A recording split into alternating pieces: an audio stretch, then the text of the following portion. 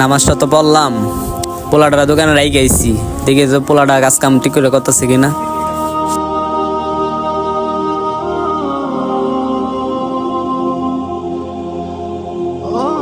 High রে, মালের কি অবস্থা, দিনের আপালো তো ভালো না, বৃষ্টি আয় পড়বো। দেখি তো পোলাটা কি করে, মাল টাল যেন এমনি পরে রইছে, আর কোনো টেনশনই নাই। এই মার, এই মার মার মার মার, এই এই ডানে মার। আই রে, একটু লাগে মাইনাস টাকা এই ফেললাম। আই রে, এই মালটির কি অবস্থা, আহ রে, পোলাটা কইতা হে, দিদি তো পোলাটা কই গেছে।